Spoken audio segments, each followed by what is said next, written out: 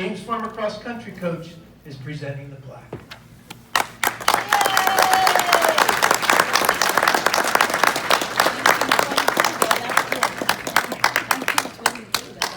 He looks good. Wow. He looks damn good. 1965 right there, guys. 71 years old. Oh, wait, that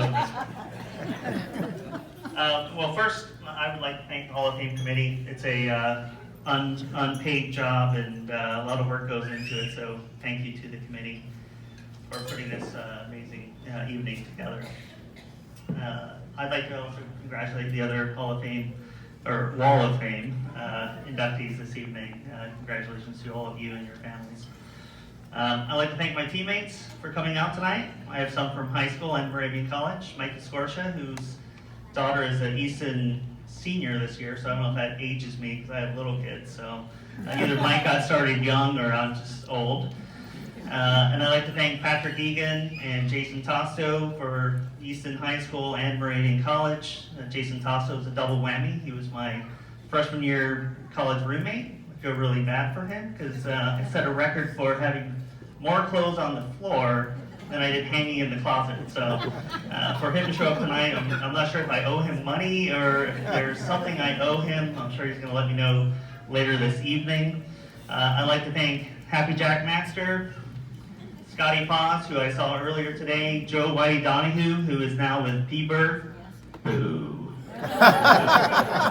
Frank Mesa, and the man, the myth, Ray Herman, who unfortunately tonight had some health issues, so he's not here this evening. So please keep him in your thoughts and prayers as he's going through a little bit of a battle right now. But to know the Herm is to know a walking legend. I know he was inducted in 2014, but I remember Sports Illustrated back in the 90s, and Ray Herman was the winningest high school coach in the country for men's cross country, and won 15 out of 30 district titles as a team. So the Herm was a legend in a lot of ways, from endless relays in the parking lots that I know you got to do. That was a good time. To Hackett's Hill and selling Snapples out of the trunk of his car for fundraisers that were unofficial. I'm not sure where the money ever went to.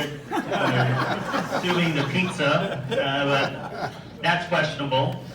And I think if you picture the Herm, you picture him with his red shorts and his megaphone in hand. And I wish he was here tonight, but my dad and I got to go see him this afternoon, and he says hi to all of you folks for being here tonight, as he's a big part of Easton history, and I thank him for giving us all a platform as runners, which is a very individual sport, but there's also a huge team component to it. I'd like to say hi to my kids and wife, Sebastian, Sylvan, and Becky. We all live out in Oregon now, so it's a bit of a trip to come out here, but I wouldn't miss this evening, as I wanted to make sure I had a chance to spend it with all of you. And again, I thank you for having us.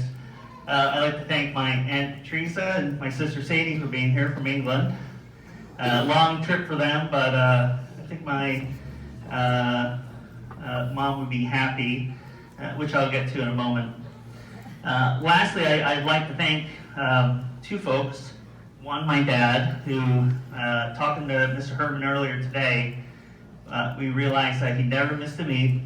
He traveled extensively across the country as a salesman, marketing director, salesman of all things, and never let me not have a new pair of shoes, never shorted a chiropractor on a bill for a back adjustment, and sat up on that hill and was a proud Easton Rover fan through and through.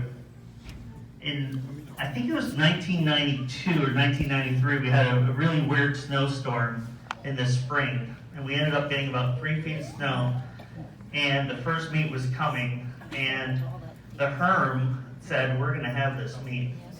And he recruited a couple shovelers, or suckers, it depends what you want to call it.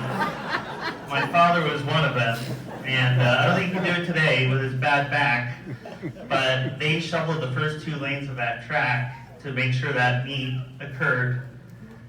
And I think Mr. Herman knows you a bagel Smith breakfast, because I think that's what the bet was with the other coach. So Congrats to the Herm, he collected once again. So, again, I wish he was here tonight.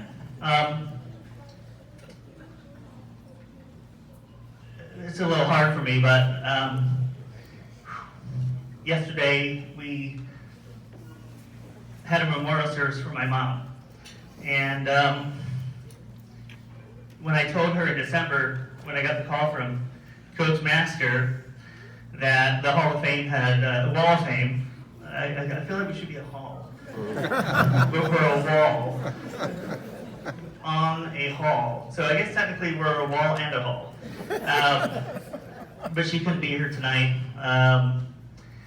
She was planning to be here, and unfortunately she was called to a greater purpose.